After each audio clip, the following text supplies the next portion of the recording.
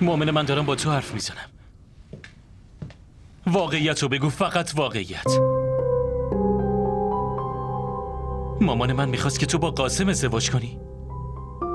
اون این نقشه رو داشت و تو در این مورد میدونستی؟ نامادریت بهت گفت ولی تو به من نگفتی. آره مؤمن، من دارم از تو سوال میکنم، جواب بده. این حرفا دیگه هیچ فایده ای نداره. حرفایی که من اونجا شنیدم و به خاطرش اومدم پیش این حرفا هیچ ارزشی نداره. من الان جواب سوالمو میخوام مؤمنه. بهت جواب دادم دیگه، ازم چی میخوای؟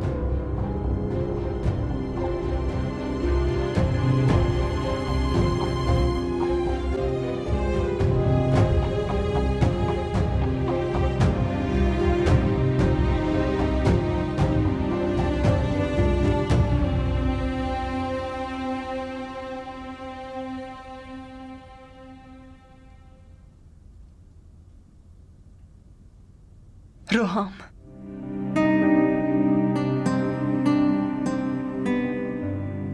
هرچی میخواست بشه شد. من میخوام همه چی رو فراموش کنم. تو هم فراموش کن. این اشتباه من بود.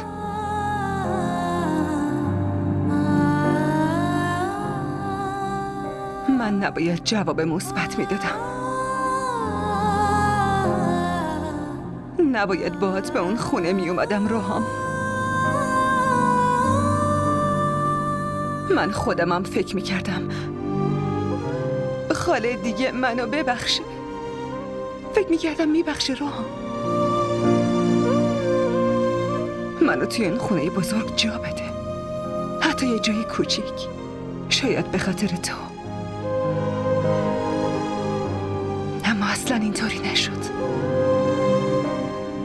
فکر نمی کنم جور دیگه ایم بشه.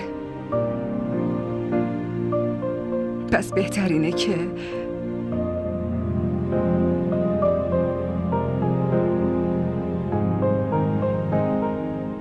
خودمون برای همیشه این رابطه رو تموم کنیم.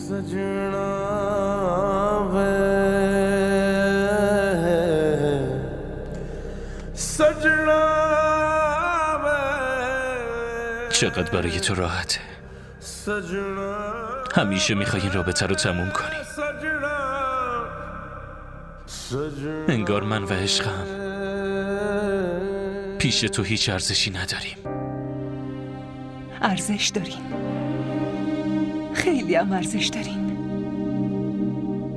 مگه من تو زندگیم به جز تو چی دارم؟